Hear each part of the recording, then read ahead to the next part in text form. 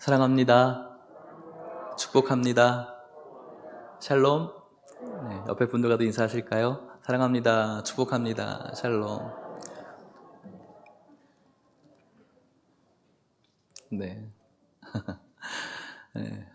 오랜만에 여러분들 너무 뵙게 돼서 보고 싶었고요. 네. 다들 서로 아시는 분들만 아셔서 어쩔 수 없지만은 다들 보고 싶으셨을 것이라고 생각이 듭니다. 오랜만에 이렇게 교회를 나오신 분들 정말 보고 싶었는데 또 이렇게 뵙게 돼서 감사하고요. 제가 코로나 초반에는 좀 여러분들을 과소평가한 점이 없지 않아 있는데 제가 전화를 하기도 하는 그런 대화 속에서 또 오늘 여러분들의 모습 속에서 여러분들을 제가 그렇게 처음에 좀 걱정했던 부분들이 있었는데 죄송하고요. 여러분들이 주님을 향한 그 마음이 정말로 귀하고 강하다라는 것을 하나님께서 아실 줄 믿고 날마다 주님께서 주시는 은혜 속에 살아가시기를 축복합니다. 7교회 이야기를 계속해서 진행 중에 있습니다. 오늘은 몇 번째 교회이죠? 6번째 이야기입니다. 코로나 시대에 특별히 여러분들과 교회에 대해서 나누고 싶었습니다. 오늘날 많은 사람들이 교회에 대해서 이야기를 하고 있고요. 교회에 다니는 사람들 역시도 이런 교회가 맞는 교회다, 저런 교회가 좋은 교회다라고 자기들이 생각하며 판단하는 그런 정의들 속에 우리가 집중해야 될 것은 내가 지금까지 가지고 있었던 경험적으로 얻었던 그런 사변적인 지식이 아니라 가장 기준이 되어주시는 성경이 교회를 무엇이라고 이야기하는가가 우리들이 붙들어야 될 진리라는 것이었습니다.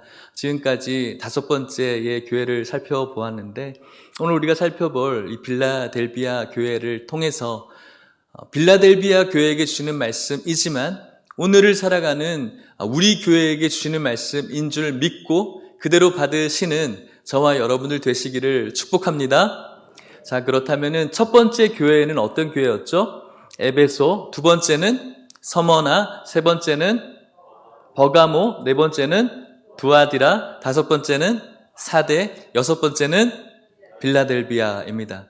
빌라델비아 이 지역은 지난주에 여러분들에게 사진을 보여주었던 것처럼 지난주에 우리가 보았던 사대보다는 아래쪽으로 그리고 동쪽으로 한 40km 정도 떨어져 있는 곳이기도 합니다. 저 빌라델비아라는 그 도시는 동쪽에 있는 그 아시아들과 또 좌측으로 가지는 그 유럽 쪽을 이어주는 동문의 관문이라고 하는, 동쪽의 관문이라고 하는 그런 별명을 가지고 있는 도시이기도 하죠. 지금까지 여러분들에게 말씀 소개해드렸던 모든 교회가 있었던 그 도시들은 번성한 도시였습니다. 빌라델비아 역시도 번성한 도시입니다. 교회가 사람이 없는 곳에 세워져 있지 않죠. 오늘날 교회도 사람이 없는 곳에 세워져 있는 교회는 없죠. 그죠? 사람들이 있는 곳에, 사람들이 많이 있는 곳에 교회가 세워져야 됩니다. 그 교회, 오늘날 많은 사람들이 오해하고 있는 부분들이 경제적인 논리를 따르면서 뭔가 돈 되는 곳에 교회가 세워진 것처럼 우리가 거기에 집중하는 사람들이 많이 있는데 돈에 집중하는 것이 아니라 구원받을 사람들에 집중하는 것이 교회인 것이죠. 사람들이 많이 있는 곳에 교회가 세워지는 것은 당연한 것입니다. 초대교회들 역시 번성한 도시에 교회가 세워진 것처럼 말이죠. 빌라델비아 이 곳은 예전에 지난주에 우리가 사대교회를 살펴보았는데 사대교회 역시 지진으로 완전히 폐허가 되었다가 다시 재건된 도시였죠. 빌라델비아 역시도 지진에 의해서 한번 무너지고 난 다음에 재건된 도시였습니다. 지난 사대교회를 여러분들에게 설명드렸을 때 지진에 의해서 다시 재건을 한 왕이 있었는데 티베리우스 왕이었어요. 그래서 티베리우스 왕을 이렇게 칭송하기 위해서 신전도 세우기도 했는데 이곳 역시 빌라델비아 도시 역시 재건한 왕이 티베리우스 왕이었고요. 그래서 티베리우스 왕을 굉장히 영광스럽게 또 모시는 그런 일들이 있었고 그 빌라델비아가 무너지고 재건되면서 새로운 이름도 갖게 되었는데 네오 가이사랴라고 새로운 이름으로 명명되었습니다. 그렇게 되어지면서 도시가 활기를 띠고 또 왕에 대한 영광과 그런 황홀함이 넘치는 도시였습니다. 그리고 이 빌라델비아 북쪽에는 포도 과수원들이 굉장히 넓게 그 평야에 분포가 되었죠. 포도가 많았기 때문에 포도주가 굉장히 많이 생산되어지는 곳이었습니다. 옛날에 그리스 신화에서 술의 신이라고 하면은 디오니소스라는 그런 신이 있어요. 그랬기 때문에 이 빌라델비아 역시 디오니소스를 이렇게 우상화하는 그런 신전도 있기도 했습니다. 작은 아테네라고 하는 그런 별명도 있었던 것이 이런 신화에 나오는 신들을 모시는 그런 일들이 즐비했기 때문입니다. 다른 여타의 도시와 비슷하게 황제를 섬겼고 또 우상을 섬기는 도시가 바로 빌라델비아라는 이런 도시였죠. 물론 경제적으로 풍요로웠지만 지진으로 인해서 경제적인 어려움도 당하기도 했습니다. 이곳에 어떻게 교회가 세워졌는지, 누가 개척을 했는지에 대한 기록은 없지만 이 당시를 굉장히 유명한 요세푸스라는 역사가가 이 빌라델비아를 소개할 때 한 100여 년경의 여자 사역자 만미아라고 하는 그런 여자 사역자가 이 교회를 굉장히 부흥시켰다라고 이렇게 소개를 하고 있어요. 굉장히 이 시대에는 여성들의 지위가 낮은 그런 시대였죠. 그럼에도 불구하고 이런 여성 사역자가 교회의 어떤 부흥을 일으켰던 것이 저에게는 굉장히 이색적이었고 도전이 되었어요. 오늘날 교회도 남성의 비율보다는 여성의 비율이 훨씬 많죠. 그죠?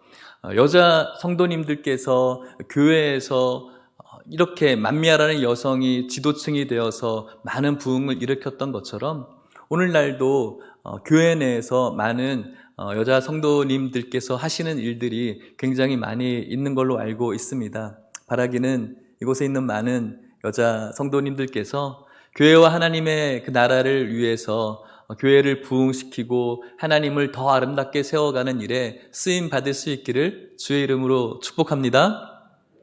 자, 오늘 이 빌라델비아를 하나님께서는 어떻게 소개하고 있는지 한번 살펴보기로 하겠습니다. 제가 말씀을 읽어볼게요. 요한계시록 3장 7절 말씀입니다. 빌라델비아 교회 사자에게 편지하라. 거룩하고 진실하사 다윗의 열쇠를 가지신 곧 열면 닫을 사람이 없고 닫으면 열 사람이 없는 그가 이르시되. 지금까지 똑같은 패턴입니다. 어느 교회 누구 사자에게 편지하라. 어떤 이가 이르시되. 오늘은 어떤 분이라고 소개합니까? 빌라델비아 사자에게 편지하라. 거룩하고 진실하고 다윗의 열쇠를 가지신 이. 예수님을 설명하는데 어떻게 설명을 하죠? 첫 번째는 거룩한 분, 두 번째는 진실하신 분, 세 번째는 다윗의 열쇠를 가지신 분. 이것이 오늘 빌라델비아가 어떤 상관이 있을까? 우리가 흔히 하나님이 거룩한 줄은 우리가 찬양으로도 하고 고백을 하고 있죠. 빌라델비아에게 이런 예수님께서 말씀하신다라고 이야기하는 이유가 무엇일까? 거룩하다라는 것은 흠이 없다라는 것이죠. 그 다음에 이렇게 순전하다라는 뜻도 있고요. 거룩하다를 우리가 설명할 때 꼭 이야기하는 그런 정의가 있어요. 구별되어졌다라고 이야기를 하죠. 거룩을 배울 때 구별되어진 것이죠. 많은 것들 중에서 구별되어진 분, 그것이 바로 거룩하다라는 의미입니다. 구별되어진 분. 이 도시가 그 티베리우스 왕이 세움으로 인하여서 왕에 대한 어떤 신격화가 있는 이 도시에 인간인 그 왕이 진짜 신이 아니라 구별되어진 예수 그리스도께서 진짜 신이라는 것을 오늘 이 말씀이 이야기를 해주고 있는 거예요. 빌라델비아 성도들에게 구별되어진 세상 사람들이 이야기하는 저 티베리우스 저 왕이 진짜 신이 아니라, 살아있는 신이 아니라 거룩한 분, 예수 그리스도께서 진짜 하나님이라는 것을 지금 말씀하고 있는 것이죠. 진실하다. 진실하다의 반대말은 거짓이죠. 뿐만 아니라 이 진실하다는 어떤 뜻을 가지고 있냐면은 실제로 존재하는 것을 이야기하는 거예요. 실존을 이야기하는 것이죠. 부재, 실존이 있는 분. 이 당시에 아까 얘기했던 디오니소스라든지 그리스 신화에 나오는 많은 이야기들의 신들이 있어요. 제우스도 있고 아폴로도 있고, 그죠? 아프로디테도 있고 많은 신들이 있는데 이야기에 대한 설은 굉장히 많지만 실존이 없는 거짓인 존재라는 거예요. 그에 반해서 우리가 믿고 있는, 너희들이 붙들고 있는 예수 그리스도는 진실한 분, 실존적인 분이라는 것이죠. 비실존적인 그런 곳에서 너희들은 실존적인 진실하신 예수 그리스도를 바라보라는 그 말씀을 하고 있는 것입니다. 그래서 거룩하시고 진실하신 예수 그리스도, 그리고 다윗의 열쇠를 가지고 있는 분이라고 말씀하면서 그가 열면 닫을 사람이 없고 닫으면 열 사람이 없다. 다윗의 열쇠를 가진 것이 무슨 의미가 있는 것일까요?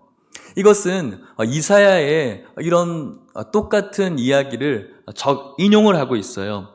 이사야 22장 22절 말씀에 보면은 이렇게 이야기를 합니다. 들어보십시오.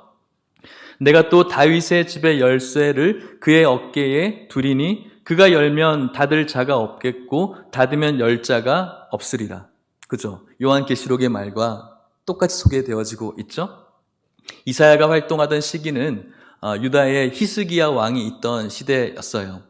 히스기야 왕에게는 그의 개인 비서, 왕정의 모든 재반 업무를 담당하던 엘리야김이라는 신하가 있었어요. 굉장히 히스기야 곁에서 그를 잘 도와주었던 신하였죠. 그 신하를 통해서만 모든 사람들이 왕께로 나아갈 수가 있었어요. 그래서 이사야가 하나님의 영감을 받아서 이렇게 이야기를 하는 것이죠. 내가 다윗의 집의 열쇠를 그의 어깨에, 그라는 사람은 엘리야김을 이야기하는 거예요. 엘리야김의 어깨에 두리니 그가 열면 닫을 자가 없겠고 닫으면 열 자가 없으리라. 다윗의 집의 열쇠가 엘리야김이라는 이 신하에게 있어서 히스기야에게 나아가려면 누구를 통해서만 갈 수 있는 겁니까? 엘리야김을 통해서만 갈 수 있는 거예요. 놀라운 권세이죠. 왕에게 나갈 수 있는 축복받은 권세가 엘리야김에게 있었던 것입니다. 마찬가지로 무엇이라고 소개했습니까? 다윗의 열쇠를 가지신 이가 이르시되, 예수 그리스도이시죠. 우리는 누구에게 나아가야 됩니까? 하나님께로 나아가야 됩니다. 하나님께로 나아가는 그 열쇠를 누가 갖고 있는 것입니까? 예수 그리스도께서 갖고 있는 것입니다.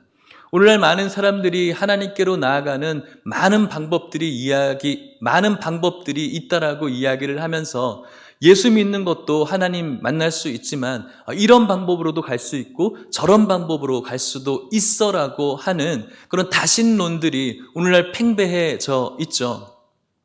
그래서 WCC와 같은 교회 일치 운동, 에큐메니컬 운동 같은 경우도 마찬가지이죠. 너희들이 믿고 있는 신도 존귀해, 너희들도 맞아라고 하는 그런 부분들이 허용이 되어지기 때문에 WCC가 위험한 것이고 저희 교단은 거기에 가입되어져 있지 않은 것이죠. 다윗의 열쇠는 오직 예수 그리스도만 가지고 있다라는 사실을 믿을 수 있기를 소망합니다. 어떠한 방법도 하나님에 나아가는 길이 없습니다. 오직 다윗의 열쇠를 가지고 계시는 예수 그리스도밖에 없는 줄 믿으시고, 이것은 다른 것들을 배격하고 다른 것들을 뭔가 하찮게 보는 것이 아니라 유일한 길이라는 것을 알기 때문에, 유일한 길이기 때문에 어쩔 수 없이 우리가 붙들어야 되는 것입니다. 다른 것들을 뭔가 폄하시키고 다른 종교를 배척하는 것이 아니라 이것이 진리이기 때문에 우리가 이것을 이야기하는 것입니다. 공로로, 착한 일로, 선한 행실로 가는 것이 아니라 오직 아까 찬송했던 것처럼 우리가 무언가 더 나아서가 아니라, 우리가 뭔가 죄가 없어서가 아니라 예수 그리스도라는 다윗의 열쇠를 가지신 분으로만, 그분이 우리를 붙잡으셨기 때문에 갈 수 있는 길이라는 사실을 믿으시고, 오늘 빌라델비아 교회에게 편지하시는 거룩하시고 진실하시고 다윗의 열쇠를 가지신 그 예수 그리스도를 오늘도 우리가 바라보시고 붙드시는 우리 모든 성도님들 되시기를 주의 이름으로 축복합니다. 자, 그렇다면 여러분, 지금까지 6번째 교회를 설명하는 동안 어떤 교회는 칭찬을 받았고 어떤 교회는 책망을 받았고 또 어떤 교회는 칭찬과 책망을 받았어요. 오늘 빌라델비아 교회는 어떤 교회일까요? 책망받았을까요? 칭찬받았을까요? 둘 다 있었을까요? 칭찬만 있었던 교회입니다. 서머나 교회와 빌라델비아 교회 두 교회만이 칭찬만 받은 교회였죠. 그렇다면 어떤 칭찬을 받았을까요? 요한계시록 3장 8절 9절 말씀인데요. 제가 8절 9절 말씀을 읽어보겠습니다. 볼지어다 내가 네 앞에 열린 문을 두었으되 능히 닫을 사람이 없으리라. 내가 너의 행위를 아노니 네가 작은 능력을 가지고서도 내 말을 지키며 내 이름을 배반하지 아니하였도다. 보라, 사탄의 회당 곧 자칭 유대인이라 하나 그렇지 아니하고 거짓말하는 자들 중에서 몇을 내게 주어 그들로 와서 너의 발 앞에 절하게 하고 내가 너를 사랑하는 줄을 알게 하리라. 아멘. 볼지어다, 봐라 라고 이야기를 합니다.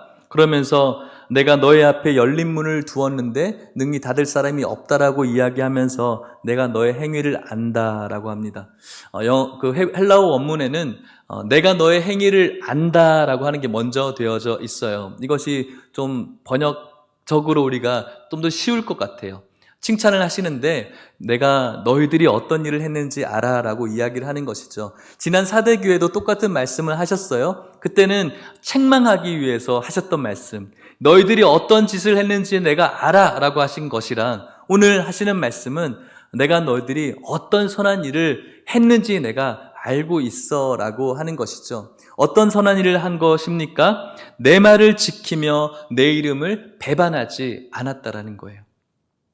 너희들이 어려운 형편 속에서도 내가 했던 말들을 지키려고 애쓰고 또 나라는 존재를 배반하지 않았다라는 것이죠. 이 사람들에게 어떤 일이 있었길래 그럴까요? 아까 빌라델비아를 소개할 때 왕을 신격화하고 또 디오니소스와 같은 그런 시인을 신격화하는 그런 상황이었죠. 그렇다면은 그 사람들에게 핍박을 받았을까요? 그렇기보다는 이 빌라델비아 도시에 함께 살았던 유대인들에게 핍박을 많이 당했어요. 유대인들은 어떤 사람들입니까? 하나님을 섬기는 사람들입니다. 똑같이 이 기독교인들, 우리 크리스천들과 마찬가지로 하나님을 사랑하는 사람들이에요. 그들은 하나님의 말씀에, 율법에 굉장히 능통한 사람들이고요. 하나님께서 인정하시는 그 의가 이 율법을 지키는 데 있다라고 생각하면서 율법을 지키고 지금까지 이어진 그 장로들의 전승을 지켜가는 것이 그들이 하나님 나라로 갈 수 있는 최고의 의라고 생각을 했었죠. 그렇다면 크리스찬들과 다른 것이 무엇입니까? 크리스찬들은, 빌라델비아 교회 성도들은 예수 그리스도께서 참 하나님, 메시아 된다라는 것을 믿고 고백하고 증거하고 전도하는 사람들인 것이죠. 그런데 이 유대인들은 그것을 부정하지 않습니까? 이 유대인들이 예수님께서 이 땅 가운데 오셔서 자기가 참 메시아이심을 드러내게 되었을 때 예수님을 어떻게 대했습니까? 신성 모독죄로 죽이지 않았습니까? 그들에게 있어서 예수님은 부정되어져야 될 사람, 존재인 것입니다. 그런데 하나님을 믿는다고 하는 저 유대인들이 예수님을 하나님이라고 생각하니까 이 유대인들이 참을 수가 없는 거예요. 우리가 이것이 피부로 잘 와닿지는 않죠. 그들이 얼만큼 화가 나 있는지. 저는 이렇게 생각을 해요. 며칠 전이 지난주에 프랑스에 어떤 일이 있었죠? 한 프랑스인이 그 이슬람 어떤 한 난민으로 인해서 참수를 당했죠. 혹시 아세요? 그런 일이 있었어요. 며칠 전에, 지난주인가? 그 사건의 발단이 그분이 교사였는가 뭐 했는데 그 난민의 어떤 아이들에게 뭔가를 가르치면서 이슬람이 믿고 있는 그 신에 대한 어떤 모독적인 발언을 한 것 같아요. 그러니까 그의 부모님과 이렇게 논쟁이 벌어진 거예요. 그러니까 그 부모님 이슬람을 믿고 있는 그 사람들이 막 화가 난 것이죠. 화가 나고 그걸로 이제 싸움이 끝나면 되는데 뭐 개인 SNS 계정에 그 교사의 어떤 프로필인가 사진인가 그거를 올리게 된 거예요. 이 사람이 우리 알라를 모독했다 뭐 이런 식으로. 그러니까 그 SNS 계정을 보고 난 그 이슬람 무리 중에 한 사람이 그 프랑스인을 참수시킨 거예요. 자신의 신을 모독했다라는 이유 때문이었죠. 저는 이 당시 유대인이 오늘날의 그런 이슬람인들의 어떤 열심과 열정에 전혀 뒤떨어지지 않는다라고 판단해요. 더하면 더했지 그렇지 않았을 것이라고 생각하는 것이죠. 똑같은 유대인, 나의 동족인 저 사람이 우리가 믿고 있는 그 하나님을 모독하고 있는 거예요. 얼마 전에 십자가에 죽은 그 인간인 예수 그리스도를 하나님이라고, 하나님의 아들이라고 이야기하는 것을 기존의 유대인들이 견딜 수가 없는 거예요. 신성 모독이라고 느끼는 거죠. 그러니까는 어떤 감정이 있겠어요? 그냥 나 쟤 싫어. 그것으로 끝나는 게 아니에요. 그들을 괴롭히기도 하고 그것을 넘어서 그 분노가 넘어서 그들을 죽이려고 하는 그런 일들이 벌어지고 있는 것이죠. 그런 핍박 속에서 예수 그리스도를 붙잡는다라는 것은 쉬운 일이 아니라는 거예요. 그런 인터넷 댓글을 봤는데 댓글도 마찬가지였어요. 이슬람 저 사람들을 저렇게 흥분하게 하면 안 되지 하면서 막 기독교의 하나님은 욕해도 되는데 저 이슬람은 욕하면 안 돼. 쟤네들한테 죽어. 뭐 이런 식으로 댓글이 막 달렸더라고요. 마찬가지예요. 이런 무서움이 있는 거죠. 신성 모독한다라는 것은 우리는 뭐 별로 와닿지 않는 그런 기분이죠. 하지만 이들에게 있어서는 생명의 위협을 가질 수 있는 이유가 되는 거예요. 하나님을 모독하는 것이. 예수 그리스도가 하나님의 아들이라고 고백하고 증거하는 거, 또 그것을 위해서 살아가는 이 사람들은 이 유대인들로 인해서 핍박받을 수밖에 없고 박해받을 수 없는 것이죠. 그 속에서도 어떻게 했다고요? 내 말을 지켰다라는 거예요. 그것이 바로 하나님께서 이들을 칭찬하고 있는 이유가 되는 거예요. 9절을 보시면 알겠지만 3장 8절 말씀에 너의 행위를 내가 아는데 네가 작은 능력을 가지고서도 내 말을 지키고 내 이름을 배반하지 않았다라고 하고 있어요. 이들이 그렇게 사회적으로 영향력 있는 사람이 아니라는 거예요. 작은 능력밖에 없는 사람이라는 거예요. 지진으로 인해서 모든 사람들이 힘들어졌던 그때 똑같이 힘들었겠죠. 경제적으로도 어려웠을 뿐만 아니라 사회에서 전혀 영향력을 드러내지 못하는 아주 적은 능력을 가지고 있는 그런 미미한 신분들이었지만 그럼에도 불구하고 그 속에서 그 핍박 속에서 그 핍박을 이겨낼 수 있는 능력이 별로 없지만 그럼에도 불구하고 그 속에서 나의 말씀을 지키고 내 이름을 배반하지 않았다라는 것. 그것이 바로 빌라델비아 교회 성도들이 칭찬받을 수 있는 이유였던 것이죠. 그래서 9절 말씀에 보라 사탄의 회당 곧 자칭 유대인이라고 하나라고 이야기하고 있어요. 하나님께서는 하나님을 사랑한다라고 율법을 잘 지키는 그 유대인의 당을 향해서 오히려 사탄의 당이라고 말씀하고 있는 거예요. 사랑하는 성도 여러분, 이것은 오늘 우리들에게도 굉장히 중요한 의미를 던져준다라는 걸 아세요? 하나님을 알아요. 말씀과 가까워요. 어떻게 하는 것이 신앙 생활을 하는 것이라는 것도 잘 아는 사람들이었어요. 하지만 하나님은 이들을 향해서 사탄의 회당이라고 불렀어요. 왜 그럴까요? 예수 그리스도를 모르는 거예요. 예수 그리스도가 빠져 있는 거예요. 우리 역시 마찬가지죠. 하나님이란 존재에 대해서 알아요. 성경도 좀 알아요. 예배도 곧잘 드려요. 봉사도 괜찮아요. 그런데 그 중심에 예수 그리스도가 빠져버리는 거예요. 예수 그리스도가 빠져버린 우리들의 모든 종교 그런 생활은 하나님께서 보시기에는 오늘 유대인이 책망받고 있는 그 사탄의 회당과 똑같은 부분이라는 것이죠. 오늘 이곳에 있는 너무나 귀한 성도님들, 오늘 우리들이 예배드리는 이 예배의 그 이유는 오직 예수 그리스도이심을 기억하시고 드릴 수 있는 예배가 되시기를 축복합니다. 우리들의 어떤 삶의 위로와 그리고 내가 예배 드림으로 인해서 내가 숙제한 것 같은 그 느낌으로 예배 드리는 것이 아니라 오늘 우리들이 모여있는 이 이유는 다윗의 열쇠를 가지신 예수 그리스도의 놀라운 은혜를 높이고 찬양하고 경배하는 데 이유가 있음을 믿을 수 있기를 축복합니다. 그냥 일주일에 한번 예배 안 드린 거 찜찜해서 아니면 예배 안 드리면 뭔가 나에게 좋지 않은 일이 있을까봐 어떤 유교적으로 하나님 앞에 예의를 지키지 않는 것 같아서 이것은 우리들의 예배의 이유가 되지 않습니다. 우리의 신앙생활의 이유가 되지가 않습니다. 우리들의 모든 신앙생활의 이유, 그 중심은 예수 그리스도이신 줄 믿으시기를 축복합니다.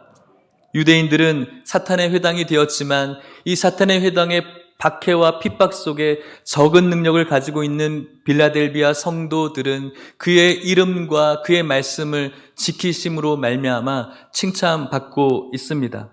오늘 저와 여러분들이 이런 칭찬을 받을 수 있는 빌라델비아 교회, 하남예일교회 되시기를 주의 이름으로 도전하고 축복합니다.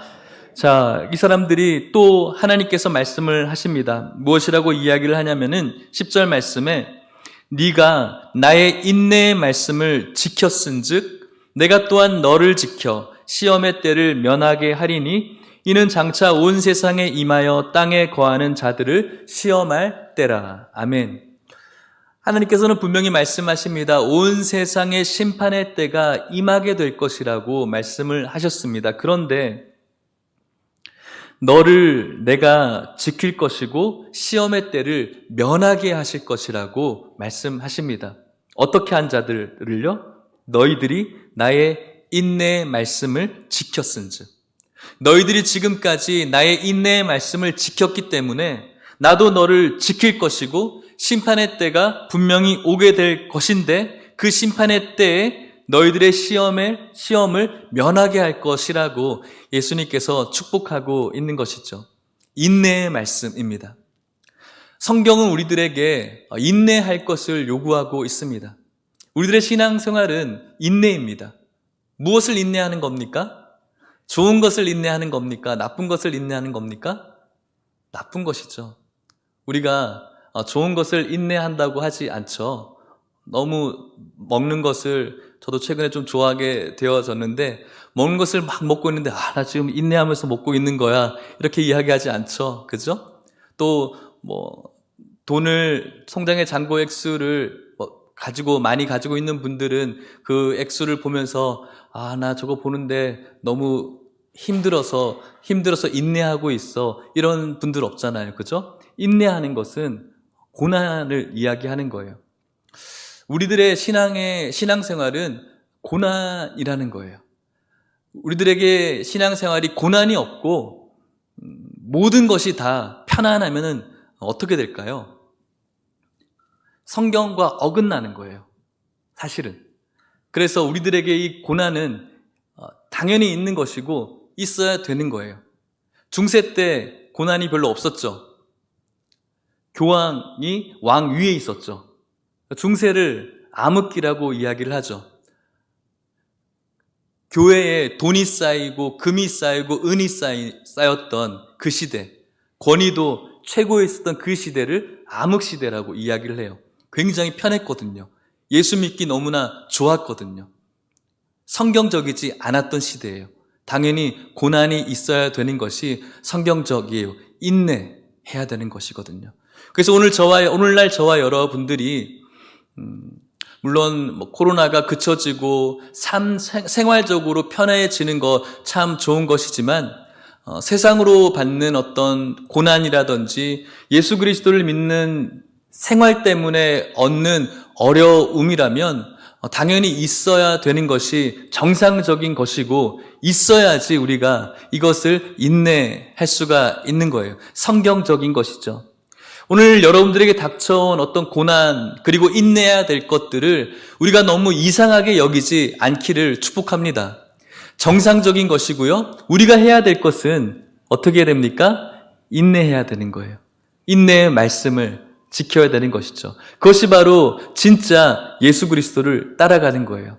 예수님께서는 자신을 따르는 길을 넓은 길이라고 이야기하지 않았거든요. 좁은 길이고 좁은 문이라고 이야기를 합니다. 예수님, 우리가 어떻게 주님의 길을 따라갑니까? 묻는 제자들의 물음에 예수님께서 이렇게 말씀하셨죠. 마태복음 16장 24절 말씀인데요. 이것을 우리 같이 한번 읽어볼게요. 시작. 이에 예수께서 제자들에게 이르시되 누구든지 나를 따라오려거든 자기를 부인하고 자기 십자가를 지고 나를 따를 것이니라. 아멘. 사랑하는 성도 여러분, 여러분들의 정직한 그 심장에 물어보고 싶어요. 예수님 따르기를 원하십니까? 라는 질문이에요. 마음으로 대답해 보십시오. 마음으로. 예수님 따르기를 원하십니까? 여러분들이 정말로, 그리고 제가 예수님 따르기를 원한다면 편하고 무언가 다 갖추어져 있고 정말 신앙생활하기 편한 그런 환경이 아니라 예수 그리스도를 따라가려면은 자기를 부인하라고 말씀하고 있어요. 자기를 부인하는 것, 내 자아를 내려놓는 것, 내 만족과 기쁨을 내려놓는 것, 내 자존심을 내려놓는 것, 이것이 바로 내 자아를 부인하는 것이죠. 내 마음의 그 왕좌에 내가 올라가서 내가 나를 이렇게 드라이브하는 것이 아니라 내 마음의 왕좌에 나는 부인되어지고 그곳에 누가 올라가는 것이죠? 예수 그리스도께서 왕으로 올라가는 거예요. 그리고 그분께서 나를 이렇게 드라이브해 가는 삶인 것이죠. 십자가를 지는 거예요. 인내하는 것이죠. 십자가 지는 것. 십자가는 머리로 그냥 생각하며 지는 것이 아니에요. 십자가는 우리 어깨에 짊어지는 거예요. 그것이 바로 인내인 것이죠. 그렇게 예수를 따라가는 거예요. 십자가 없이 그냥 허허실실하면서 옆에 있는 소풍 가듯이 옆에 있는 꽃 구경하고 코스모스 구경하면서 즐겁게 가는 그런 소풍이 아니라 진짜 예수 따라가는 길은 내 스스로가 완전히 부인되어지고 내 삶의 보좌에 주님을 모셔주고 그리고 나에게 주신 개인적으로 주어야 할 그 십자가를 지고 걸어가는 그 인내의 길이라는 것이죠. 그런 자가 성경은 어떤 자라고 이야기를 할까요? 이긴 자라고 이야기를 하는 것입니다. 이 길을 걸어가기 위해서 우리들에게 끝까지 주님께서 요구하는 것이 있어요. 요한계시록 3장 11절 이렇게 이야기를 합니다. 같이 한번 읽어볼게요. 3장 11절입니다. 시작. 내가 속히 오리니 네가 가진 것을 굳게 잡아 아무도 내 면류관을 빼앗지 못하게 하라. 아멘. 내가 속히 올 것이다. 지난주 4대 교회 책망했던 교회에는 내가 도둑같이 올 것이라고. 너희들 늘 긴장하고 있어? 너희들 나 가면 알지? 뭐 이런 뭔가 옛날에 저희 어머니가 가끔 저한테 자주 했던 말, 오락실에서 들켰을 때 너 집에 먼저 가 있어. 너 가면 이제 알지? 뭐 이런 좀 공포스러운 그런 말이었는데 오늘 예수님께서는 빌라델비아 교회에게 내가 속히 올게. 조금만 기다려. 너희들 적은 능력으로 지금까지 내 이름 부인하지 않고 지키며 살았지?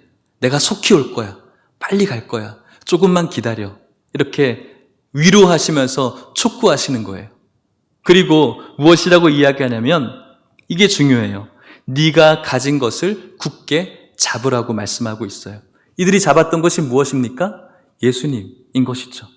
예수 그리스도를 지금까지 잘 붙잡았는데 너희들 유대인으로 인하여서 이렇게 많은 핍박과 어려움이 있지만 지금까지 잘 잡아왔어. 끝까지 굳게 잡으라는 거예요. 굳게 잡음으로 인해서 너희들이 가질 그 면류관을 빼앗기지 않도록 끝까지 잡으라는 거예요.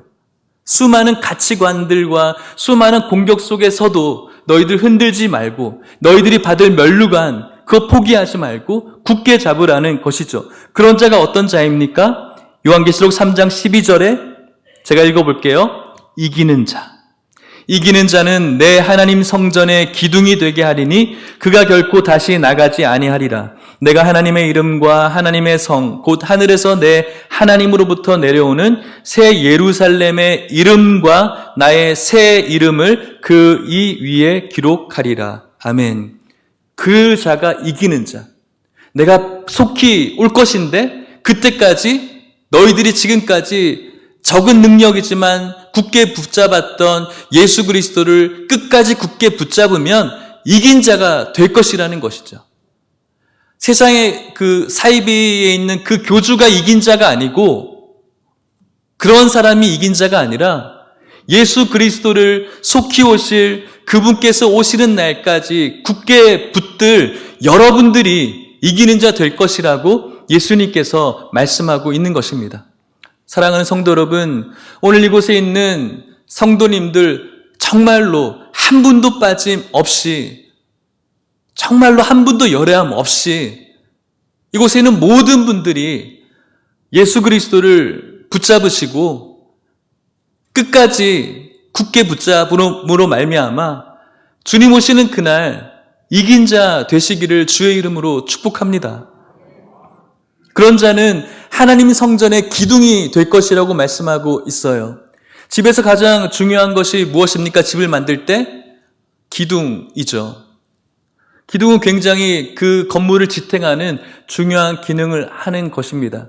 오늘날 저런 터키나 유적지에 가보면은 아데미 신전도 마찬가지죠. 모든 것들이 지붕이 다 날아가고 무너졌는데 뭐가 남아있을까요? 기둥은 남아있어요. 그런 이기는 자는 이 하나님의 성전의 기둥과 같은 그런 자로 만들어 주실 것이라고 말씀하고 있는 것입니다. 어떤 사단의 그런 압력과 그런 공포와 에너지 속에서도 하나님 나라를 든든히 바치고 있는 침범하지 못하는 기둥이 되게 해줄 것을 약속하고 있는 것이죠. 그리고 그 기둥에 새 예루살렘의 이름, 나의 새 이름을 기록할 것이라고. 우리는 이 새 이름에 대한 뭔가 좀 황홀함이나 특별함은 우리도 잘 몰라요. 아까 유대인의 핍박이 얼마나 무서운 건지 몰랐던 것처럼. 아까 빌라델비아를 소개할 때 지진으로 무너졌지만 티베리우스 왕으로 인해서 새로 건축되면서 어떤 일이 있었다고요? 그 도시 이름을 새 이름으로 만들어줬다라고 이야기를 했죠. 네오가이사라라고. 그 새 이름을 얻는다는 것, 그 새 이름을 얻음으로 인해서 다시 이 도시가 재건되어지고 그 재건되어진 것을 기념하면서 축제를 열고 그 축제로 인해서 기뻐하고 감사하고 황홀했던 그 이야기를 지금 예수님께서 하시는 거예요. 빌라델비아 이 교회 성도들에게는 이 표현이 굉장히 어울리는 표현이죠. 하나님 나라에 대한 그 기쁨과 환상에 대해서 같이 동참할 수 있는 굉장히 좋은 표현인 것이죠. 우리는 잘 느껴지지 않지만 기둥으로 만들 것이고 그 기둥에 새 이름을 새길 것이라고, 하나님의 새 이름을 새길 것이라고 말씀하시면서 이긴 자 될 때 너희들에게 이런 축복이 있을 것이라고, 그래서 끝까지 이것을 잡아주기를, 그 진리를 붙잡아 주시기를 부탁하고 있는 것이죠. 사랑하는 성도 여러분, 오늘 저와 여러분들이 오늘까지 붙잡고 있는 다윗의 열쇠를 가지고 있으신 하나밖에 없는 진리이신 그분을 주님 부르시는 그날까지 끝까지 붙드시는 우리 모두가 되시기를 축복합니다. 세상에 수많은 가치관들이 있습니다. 그럴듯하고 우리들의 머리를 어지럽게 합니다. 좋은 것들입니다. 인권도 있고요, 포스트 모더니즘도 있고, 또 이 세상에 어떤 합리도 있고 효율도 있고 논리도 있고 과학도 있습니다. 좋은 것이라고 생각합니다. 하지만 그것이 오늘 우리들이 붙잡고 있는 이 예수 그리스도의 진리에 침범되지 않기를 주님의 이름으로 축복합니다. 끝까지 그것을 붙드는 자 돼서 이기는 자 되시고 하나님 나라의 그 성전 기둥이 되심으로 말미암아 주의 면류관 받으시는 우리 모두가 되시기를 간절히 소망합니다. 말씀을 마치려고 합니다. 사랑하는 성도 여러분, 빌라델비아 교회는 적은 능력을 가지고 있었습니다. 궁핍한 교회였고 그리고 초라한 교회였습니다. 그럼에도 불구하고 이 교회가 하나님께 칭찬받았습니다. 오늘 저와 여러분들 물론 잘나신 분들 하면 좀 이상한데 좀 능력이 많으신 분, 세상적으로 아주 괜찮으신 분들도 많이 있지만 그것을 다 뜯어놓고 보면은 우리들의 능력 보잘것 없는 것 같아요. 하지만 우리들의 그 능력, 작은 능력이지만 오늘 빌라델비아 성도들이 세상의 그 수많은 위협과 논리와 효율과 좋은 것들 속에서 예수 그리스도를 끝까지 붙잡음으로 칭찬받았습니다. 저는 생각해요. 지금은 뭔가 척박하고 아무것도 없는 것 같지만 그 척박함 너머에 하나님의 나라가 있다라는 믿음과 소망이 있었기 때문에 오늘의 삶이 불편하지만 참아낼 수 있는 그런 능력이 있었을 것이라고 확신합니다. 그들에게 하나님의 나라가 소망으로 있지 않았다면 흔들릴 수밖에 없고 굳게 잡았던 것을 펼 수밖에 없고 무너질 수밖에 없는 것이죠. 그 문제에 갇혀 있지 않고 그 너머에 있는 것들을 소망하고 있다면 그것은 바로 이겨낼 수 있는 힘을 가질 수가 있는 것이죠. 이 이야기를 들려드리고 싶어요. 볼링에 관한 이야기입니다. 스포츠 중에 공을 굴려서 핀을 넘어뜨리는 게임이 볼링이죠. 어떤 건지 아시죠? 레인에 핀이 10개 있어요. 그것을 10번의 기회가 주어지는데 마지막 보너스로 2번 하면은 총 12번의 스트라이크를 10번을 다 넘어뜨리면은 300점 만점이 되는데 굉장히 힘든 일이죠.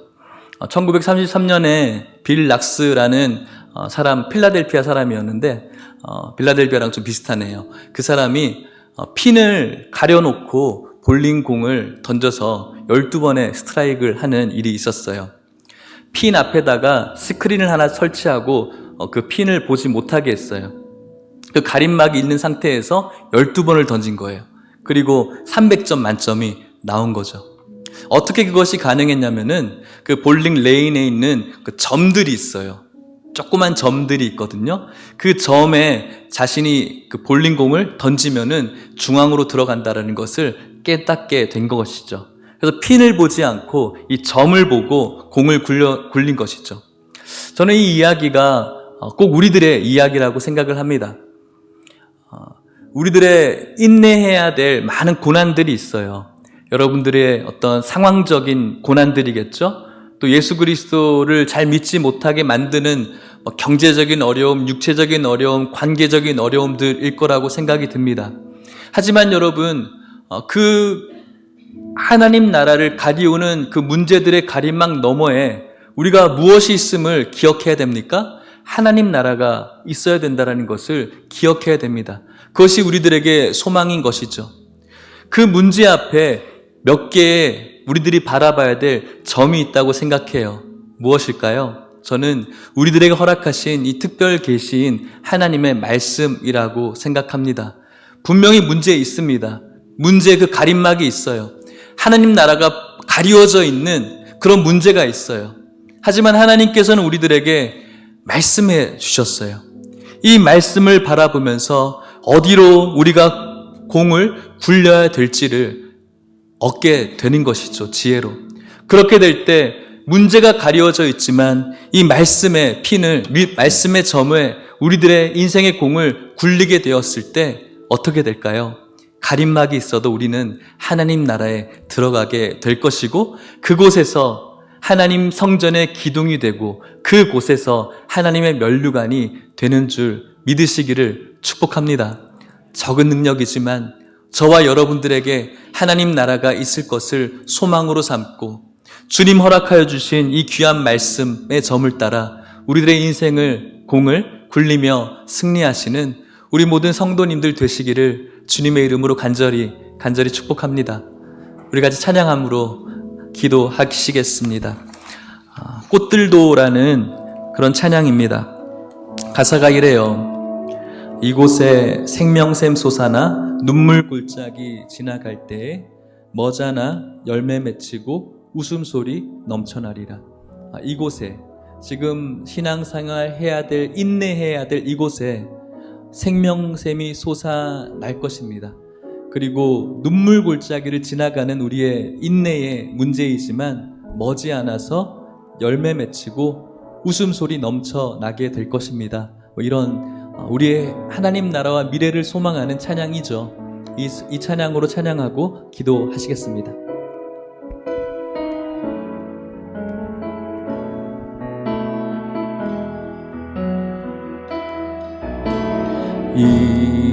이곳에 생명샘 솟아나 눈물 골짝 지나갈 때에 머자나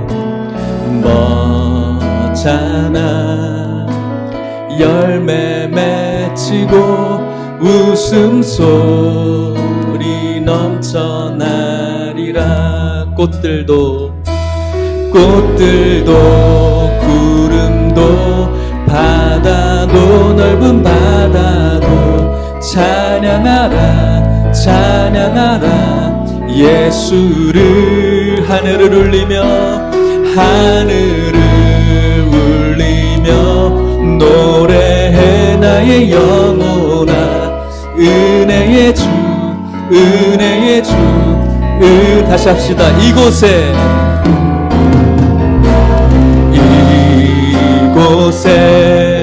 생명샘 솟아나 눈물 골짝 지나가 머지않아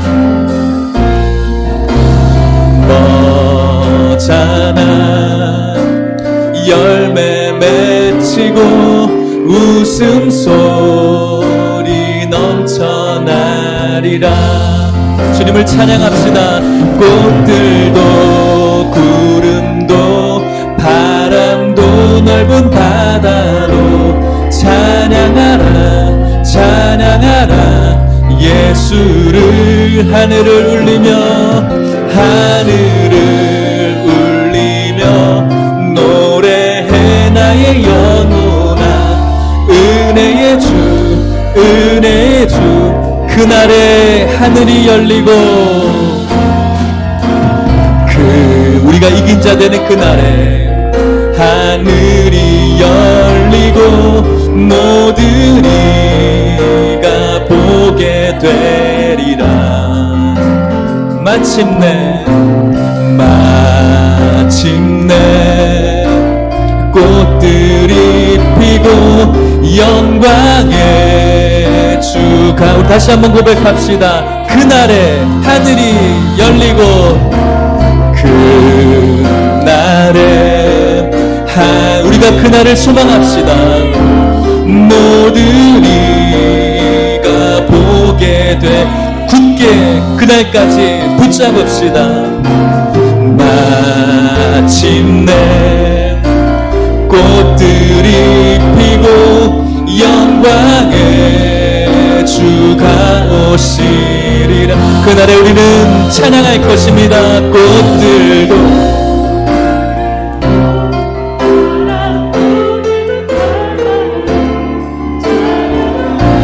찬양하라 예수를. 하늘을 울리며 노래해 나의 영혼아. 은혜의 주 우리 함께 소리를 높여 찬양합시다. 꽃들도 구름도 바람도 널 찬양하라 찬양하라. 누구를? 예수를. 하늘을 높이며 울리며 노래해 나의 영혼아. 은혜의 주 우리 다시 한번 큰 소리로 노래합시다. 꽃들도 구름도 꽃들도 구름도 바다도 우리 선포합시다. 찬양하라 찬양하라 예수를 하늘을 울리며 노래해 나의 영혼아 은혜의 주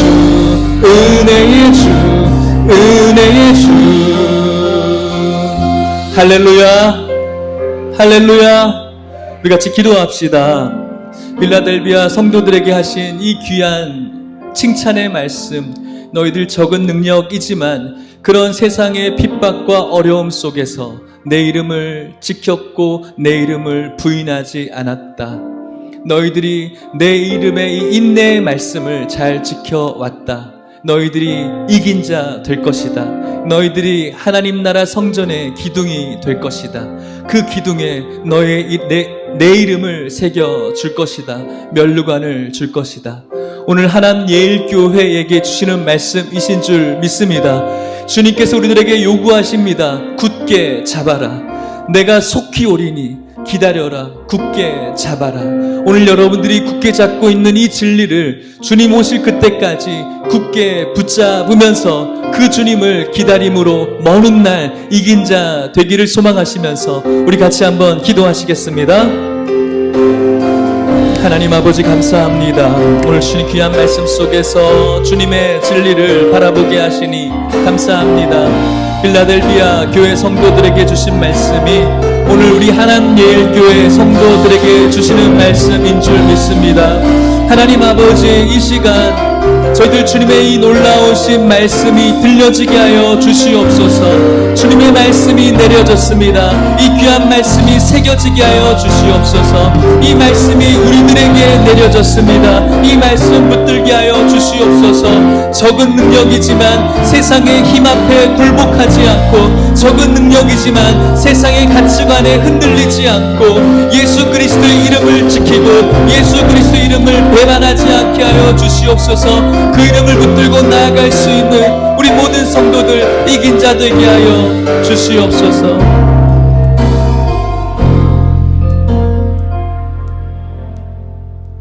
사랑이 충만하신 하나님 아버지, 오늘 주님께서 우리들에게 말씀 허락하여 주셔서 감사합니다. 빌라델비아 교회에게 주시는 말씀이 오늘 우리 하남 예일교회에게 주시는 말씀인 줄 믿습니다. 세상의 어떠한 어려움과 가치관의 혼돈 속에서도 예수 그리스도의 이름을 지키게 하여 주시옵소서. 예수 그리스도의 이름을 부인하지 않게 하여 주시옵소서. 심판의 때에 우리를 지켜주시고 그 심판의 때를 면하게 하실 그 예수 그리스도를 굳게 붙잡게 하여 주시옵소서. 거룩하시고 진실하시고 다윗의 열쇠를 가지신 그 예수 그리스도를 더 가깝게 붙잡게 하여 주시옵소서. 오늘 이곳에 있는 모든 성도님들 한 분도 열애함 없이 이긴 자 되게 하여 주시옵시고, 먼 훗날 하나님의 성전에 기둥되게 하여 주시옵소서. 우리들의 기둥에 예수 그리스도의 새 이름이 새겨지는 놀라운 면류관이 있게 하여 주시옵소서.